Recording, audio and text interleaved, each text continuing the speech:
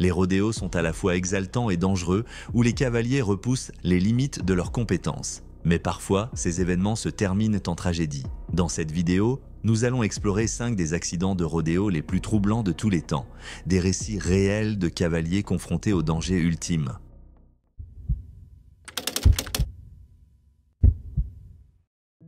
Le 10 août 2023, lors du rodéo du comté d'Owyhee à Homedale, dans l'Idaho, l'ambiance était électrisante. Les cow-boys se préparaient à démontrer leur maîtrise, et parmi eux se trouvait Trenton Montero, 31 ans, un cavalier de Barbac, originaire de Winnemucca, dans le Nevada.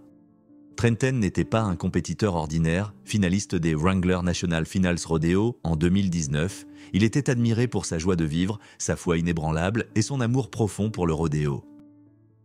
Mais ce jour-là, un drame imprévu allait bouleverser sa vie.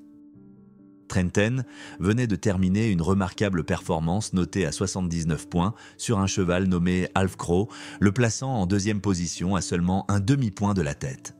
En descendant de sa monture, le cheval trébucha et s'effondra, emprisonnant Trenton sous son poids. L'impact fut violent, le harnais de Trenton s'écrasant contre sa poitrine. Malgré le traumatisme, Trenton parvint à se relever brièvement avant de s'effondrer sur un genou. Les spectateurs, habitués à le voir prier après ses performances, crurent d'abord à un geste familier. Mais cette fois, quelque chose n'allait pas. Son ami proche, Joe Harper, fut le premier à le rejoindre. Il a essayé de se lever, mais il s'est effondré à nouveau, se souvient Joe. J'ai tout de suite compris que ce n'était pas une simple chute. Joe aida Trenton à sortir de l'arène où des techniciens médicaux d'urgence commencèrent à l'examiner. Contre leur avis, Trenton insista pour que sa femme Maria l'emmène à l'hôpital. Maria, qui venait d'accoucher de leur fils Noah quelques jours plus tôt, conduisit Trenton au centre de traumatologie Saint-Alphonsus à Boise. À leur arrivée, son état s'était considérablement aggravé. Les médecins découvrirent de multiples blessures, notamment des fractures des côtes, du sternum et du bassin, un poumon effondré, ainsi que des dommages à la rate et au pancréas.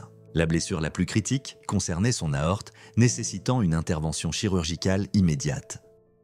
Pendant les 20 jours qui suivirent, Trenton subit 11 opérations. Chacune fut éprouvante et les complications ne cessèrent de s'accumuler. Maria décrivit cette période comme accablante. Chaque fois que les médecins entraient, c'était pour nous annoncer de mauvaises nouvelles, confia-t-elle. Ils nous ont même dit qu'ils n'avaient aucune étude de cas sur des blessures comme les siennes. C'était si unique. Malgré des perspectives sombres, Trenton lutta avec acharnement, soutenu par une vague de prières et de messages du monde entier. Plus de 850 lettres arrivèrent de pays comme l'Australie, le Canada et le Mexique, témoignant de l'impact profond de Trenton dans la communauté des rodéos. Malheureusement, les interventions chirurgicales eurent raison de son corps. Le 30 août, les médecins informèrent de Maria que l'état de Trenton était irréversible. Lors d'une dernière opération, ils découvrirent des dommages tissulaires étendus et irréparables. Ce même jour, famille et amis se réunirent pour lui dire adieu. À seulement 31 ans, Trenton s'éteignit, laissant derrière lui Maria et leur fils de 3 semaines, Noah. La communauté des rodéos fut profondément bouleversée par cette perte. Cowboys with a Mission, une organisation chère à Trenton, exprima son chagrin. « Nous avons perdu un grand homme aujourd'hui. Trenton était gentil, joyeux et touchait tous ceux qu'il rencontrait. » Les hommages affluèrent pour Maria et Noah. La communauté du Red Bluff Roundup fit un don de 2 500 $ pour les soutenir. Tandis que d'autres rodéos créèrent des bourses et des prix en l'honneur de Trenton. Des amis proches, dont le cavalier de Barbac Mason Clemens, fondèrent la Trenton Montero Foundation pour préserver sa mémoire et aider les jeunes cavaliers. Joe Harper, présent lors de l'accident, écrivit un poème émouvant en son honneur, mis en musique par son père. Ce tribut capturait l'esprit de Trenton et l'impact profond qu'il eut sur son entourage. Cette tragédie suscita également des débats sur la sécurité dans les rodéos. Des professionnels comme Devin Dice soulignèrent l'importance d'avoir des équipes médicales spécialisées en sport de rodéo sur place. Bien qu'il y ait plus de 700 rodéos PRCA chaque année, seuls quelques-uns bénéficient de telles ressources. La perte de Trenton motiva des initiatives visant à améliorer la sécurité pour les futurs compétiteurs. Trenton Montero était bien plus qu'un cow-boy, il était un époux, un père et un ami dévoué, dont la gentillesse et la foi laissent un héritage durable. Son histoire continue d'inspirer et de rappeler à la communauté des rodéos l'importance de la sécurité, du soutien et de la résilience.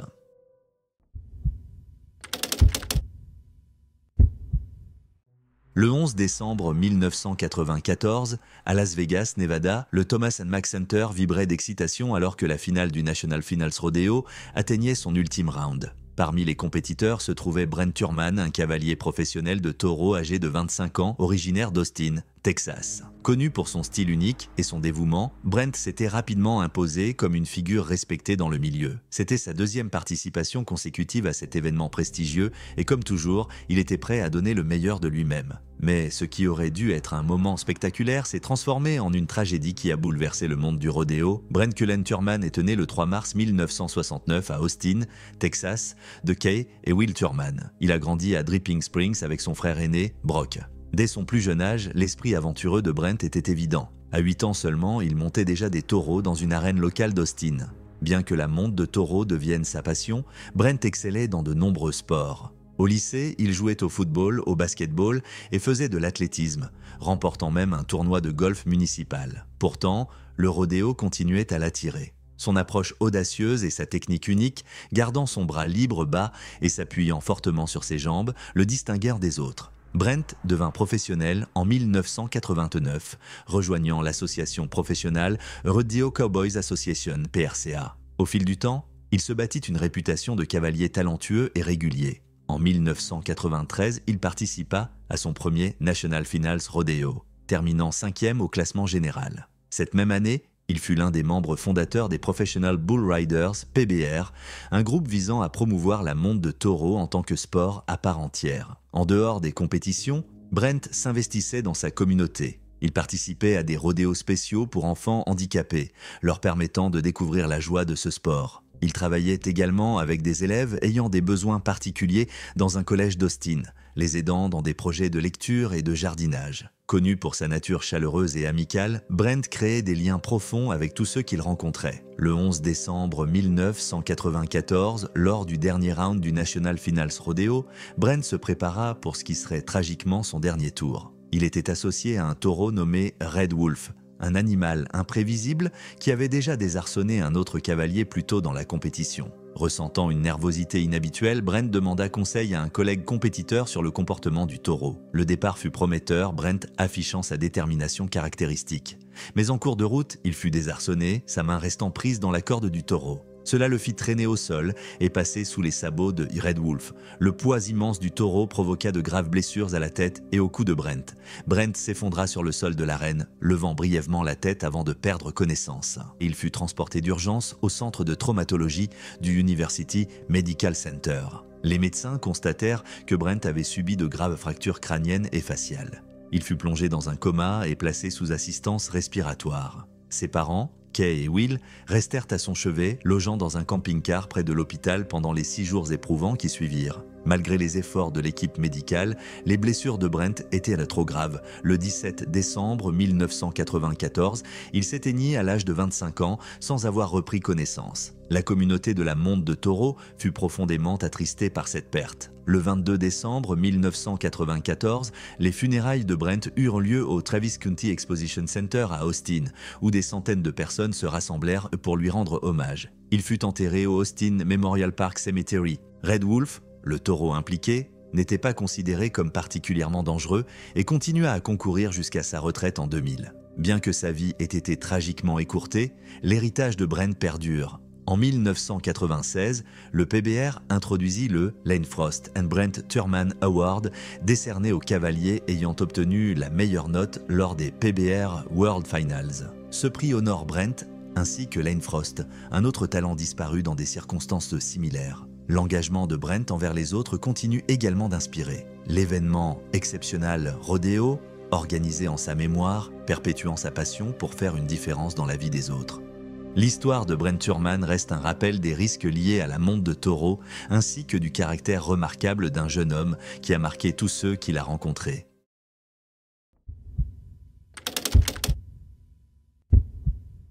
Le 2 juillet 2023, au Chiniki Rodeo Grounds, sur le territoire de la Première Nation Stoney Nakoda, en Alberta, au Canada, l'atmosphère était électrique. Les amateurs de rodéo s'étaient rassemblés pour le Minute Knee Qualifier, rodéo de l'INFR. Parmi les concurrents se trouvait Seth Solto, un jeune cavalier de taureau de 19 ans, étoile montante du sport, représentant la nation Cri d'Hermineskin. Connu pour son audace et sa passion, Seth avait passé des années à poursuivre son rêve de percer dans l'univers de la monte de taureau. Tragiquement, sa carrière prometteuse et sa vie se sont brutalement arrêtées ce jour-là. La passion de Seth pour la monte de taureau avait débuté à 14 ans, inspiré par son grand-père, Marcel Solto. Marcel, que Seth appelait affectueusement « papa », était un compétiteur respecté qui lui avait transmis l'amour du style de vie des cow-boys. Bien que Marcel l'ait encouragé à envisager des disciplines moins risquées, comme le lasso, Seth était captivé par l'adrénaline de la monte de taureau. Ensemble, ils traversaient l'Amérique du Nord avec Marcel comme mentor dévoué. À 19 ans, Seth avait déjà accompli de nombreux exploits. Il s'était qualifié 3 fois pour le Indian National Finals Rodeo d'Utah-Tank INFR à Las Vegas, où il concourait contre les meilleurs cavaliers de taureaux autochtones d'Amérique du Nord. Son objectif ultime était de rejoindre le circuit professionnel des Professional Bull Riders, PBR, un rêve pour lequel il travaillait sans relâche. Le rodéo du 2 juillet représentait une nouvelle étape vers ce rêve. Les gradins étaient bondés lorsque Seth se prépara pour son tour. Équipé d'un casque et de protection, il était prêt à affronter un puissant taureau venu du nord de l'Alberta. Pour Seth, la monte de taureau n'était pas qu'un sport. C'était une partie de son identité. Son ami Trayon Simon déclara plus tard, ce n'était pas juste quelque chose qu'il faisait, c'était qui il était. Vers 17h, Seth monte sur le taureau. Lorsque la porte du box s'ouvrit, la foule éclata en acclamations. Le taureau se débattait violemment, mais Seth tenait bon avec détermination et habileté. Puis, en une fraction de seconde, le drame survint. Le taureau projeta Seth au sol, où il heurta violemment la tête, suivi d'un autre impact à la poitrine. Malgré son casque, la force des chocs fut dévastatrice. Incroyablement, Seth parvint à se relever et à marcher sur une courte distance avant de s'effondrer. Les secours se précipitèrent à son chevet et une ambulance arriva rapidement. Cependant, en route vers l'hôpital, l'état de Seth se détériora. Moins d'1 kilomètre plus loin, il succomba à ses blessures. Les équipes médicales confirmèrent plus tard que Seth avait subi un arrêt cardiaque dû au traumatisme. Malgré leurs efforts, la gravité des blessures rendait toute survie impossible. Son décès bouleversa la communauté du rodéo, laissant ses proches, amis et admirateurs en deuil. Les hommages affluèrent sur les réseaux sociaux. La sœur de Seth se souvint de lui comme d'un jeune homme gentil et intrépide, poursuivant ses rêves avec une détermination inébranlable. Elle trouva un certain réconfort dans le fait qu'il soit décédé en faisant ce qu'il aimait le plus. Marcel évoqua les derniers instants de son petit-fils.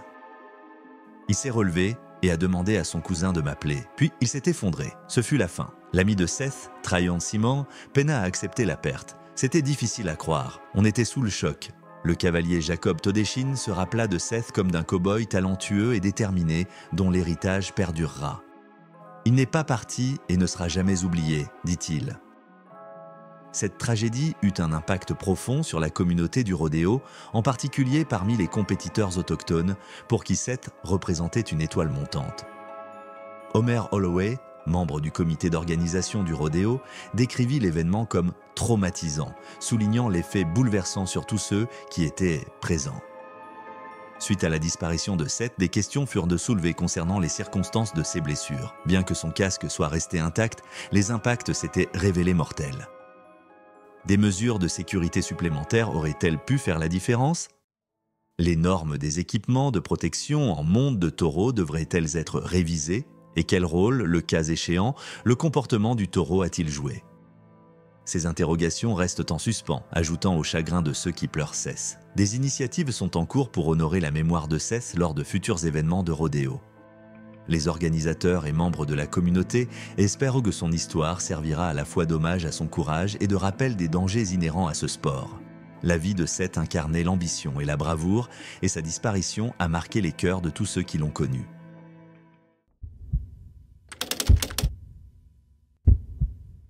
Le 15 janvier 2019, au Denver Coliseum, le National Western Stock Show battait son plein. Les foules s'étaient rassemblées pour le PBR Shootout, un événement de monte de taureau de premier ordre. Parmi les spectateurs se trouvaient des familles, des fans dévoués et des curieux venus découvrir ce sport impressionnant. Pour Mason Lowe, cavalier professionnel de 25 ans, originaire d'Exeter dans le Missouri, c'était une soirée comme une autre dans sa carrière. Classé 18e mondial, Mason avait consacré 7 années à sa passion.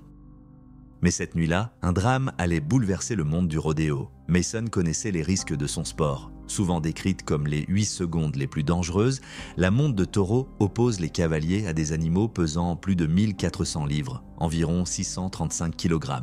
Bien que les gilets de protection offrent une certaine défense, les blessures sont fréquentes. Malgré ces dangers, Mason était admiré pour son talent et son calme. Tandis qu'il se préparait à affronter un taureau nommé Hard Times, personne n'aurait pu imaginer l'issue tragique qui allait suivre. La porte du box s'ouvrit et le tour de Mason commença. Pendant 3 secondes, il resta solidement en selle sur le puissant taureau. Puis, en un mouvement brusque, il fut projeté au sol. Ce qui suivit se déroula presque trop vite pour être compris. En touchant le sol, Hard Times pivota et ses pattes arrière frappèrent Mason directement à la poitrine. L'impact fut d'une violence extrême, choquant l'ensemble de l'arène. Les clowns de rodéo réagirent immédiatement, se précipitant pour protéger Mason de nouvelles blessures. La foule, d'abord incertaine quant à la gravité de la situation, observa dans un silence stupéfait tandis que Mason restait immobile. Les secours arrivèrent rapidement et le transportèrent au Denver Health Medical Center, où les médecins firent tout leur possible. Hélas, ses blessures étaient trop graves et Mason s'éteignit plus tard dans la soirée, victime d'un traumatisme thoracique catastrophique. La nouvelle de la mort de Mason se répandit rapidement, plongeant la communauté du rodéo et ses fans dans la stupeur. Lance Brittan, ancien champion mondial de rodéo, évoqua la douleur ressentie par tous. « Nous avons passé une demi-heure à pleurer », confia-t-il. Un de ses amis proches, présent ce soir-là en tant que clown de rodéo, avait tenu Mason dans ses derniers instants. Le poids de cette perte marqua profondément ceux qui avaient assisté à cette tragédie. Le décès de Mason était un événement rare dans ce sport. Depuis la création de l'organisation le Professional Bull Rider au PBR, 27 ans plus tôt, il n'était que le 3e cavalier à perdre la vie en compétition. Bien que la monte de taureau soit indéniablement risquée, ces incidents restent exceptionnels, rendant cette perte encore plus marquante. Des hommages affluèrent de tout le monde du rodéo. La communauté PBR se rassembla autour de la femme de Mason, Abbey, et de sa famille. Sean Gleason, PDG de PBR, décrivit Mason comme un véritable champion. Et Abbey partagea des anecdotes sur sa détermination et son influence positive sur les autres. Pour honorer son héritage, la PBR lança le Mason Law Memorial Scholarship Program, un programme de bourse destiné à soutenir les étudiants poursuivant des carrières dans le rodéo, l'agriculture ou les sports de l'Ouest. L'organisation renomma également son événement annuel de Saint-Louis en hommage à Mason. Les autres cavaliers trouvèrent des moyens personnels de se souvenir de lui.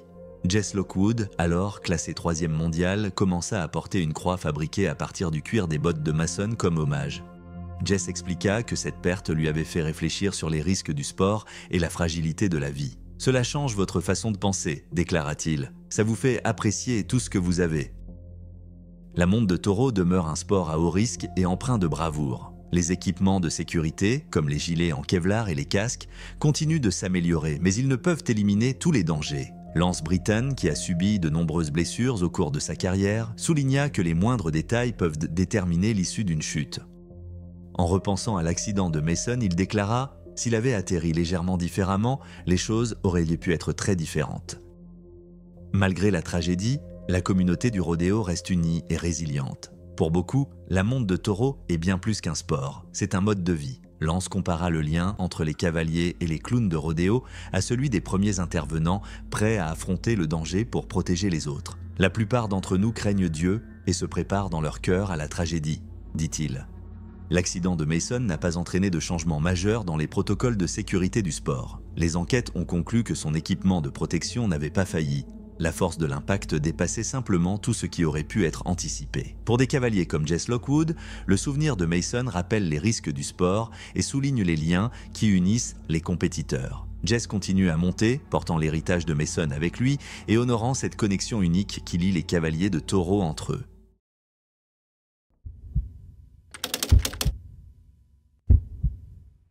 Le 28 janvier 2023, à King, en Caroline du Nord, Denim Bradshaw, âgé de 14 ans, se tenait au bord d'une arène de rodéo débordant d'excitation. C'était la première fois qu'il montait un taureau, un rêve qu'il caressait depuis des mois. Denim était fasciné par le mode de vie des cow-boys, les bottes, les chapeaux et les grandes boucles de ceinture, mais c'était surtout l'adrénaline de la monte de taureau qui l'inspirait profondément. Sa famille, y compris sa mère, Shannon Bowman, l'observait depuis les gradins. Shannon était fière du courage de son fils, bien qu'un sentiment d'inquiétude la tourmentât. Pourtant, le large sourire de Denim la rassurait. Elle ne l'avait jamais vu aussi vivant. Cette soirée allait laisser une empreinte indélébile sur tous ceux qui y avaient assisté. L'intérêt de Denim pour la monte de taureau n'était pas un simple passe-temps. Sa famille expliqua qu'il avait récemment découvert ce sport et s'y était rapidement passionné. Dans les semaines précédant l'événement, il s'était préparé avec dévouement, partageant son enthousiasme avec ceux qui l'entouraient. Beaucoup de ses proches s'étaient se déplacés pour l'encourager lors de ce rodéo. L'événement faisait partie de la Rafter K Rodeo Winter Series, un rassemblement qui attirait des cow-boys, des familles et des amateurs venus de toute la région. L'énergie de la foule était électrique à l'image de l'enthousiasme de Denim. Quand son tour arriva, Denim monta sur le taureau avec l'aide des membres du personnel du rodéo s'installant dans le box. Même avant l'ouverture de la porte, le taureau semblait agité, se déplaçant et donnant des coups de sabot. Les témoins rapportèrent de plus tard que l'animal paraissait inhabituellement nerveux. Malgré cela, Denim semblait prêt et concentré. La porte s'ouvrit et Denim s'accrocha fermement, tandis que le taureau s'élança dans l'arène. La foule éclata en acclamations, mais l'euphorie se transforma rapidement en horreur. Le taureau donna un coup de rein violent, projetant Denim vers l'avant. En quelques secondes, il toucha le sol. Au milieu du chaos, les sabots du taureau frappèrent la poitrine de Denim. Les spectateurs retinrent leur souffle en le voyant allongé, immobile, dans la poussière. Les techniciens médicaux présents sur place se précipitèrent pour lui administrer les premiers soins. Malgré leurs efforts, ses blessures s'avérèrent critiques. Denim fut transporté à l'hôpital Atrium Health Wake Forest Baptist où les médecins firent tout leur possible pour le sauver. Tragiquement, il succomba à ses blessures de plus tard dans la nuit. Shannon Bowman partagea son immense chagrin sur Facebook écrivant « La nuit dernière a été la plus longue de ma vie. Mon beau, magnifique garçon de 14 ans est parti rejoindre le Seigneur. Je me suis réveillée dans un cauchemar qui ne prendra jamais fin. » Malgré son deuil, elle trouva un certain réconfort en se souvenant de la joie de son fils avant la tragédie. « Il savourait chaque seconde, » écrivit-elle. « Je ne l'avais jamais vu aussi heureux que cette nuit-là. » La Rafter K Rodeo Company, organisatrice de l'événement, exprima ses condoléances dans un communiqué public, décrivant la communauté du rodéo comme un groupe soudé. Ils remercièrent les premiers intervenants pour leur rapidité d'action et partagèrent leur douleur. Les mots ne peuvent décrire la douleur ressentie face à cette perte. Dans les jours qui suivirent, la sœur de Denim lança une campagne GoFundMe pour couvrir les frais funéraires. La page décrivait Denim comme un jeune garçon au sourire éclatant et au regard pétillant, capable d'illuminer n'importe quelle pièce. La campagne permit de récolter plus de 20 000 $, témoignant de l'amour et du soutien de la communauté. La passion de Denim pour la monte de taureau était indéniable. Sa famille ne se rappela à quel point il était enthousiaste à l'idée de participer à ce rodéo, embrassant pleinement la culture et l'esprit de ce sport. Pour lui, c'était bien plus qu'une activité. C'était une véritable passion. Le soir du 28 janvier, le courage et l'enthousiasme de Denim étaient évidents pour tous. Tragiquement, le sport qui lui avait apporté tant de bonheur a également conduit à une perte inimaginable.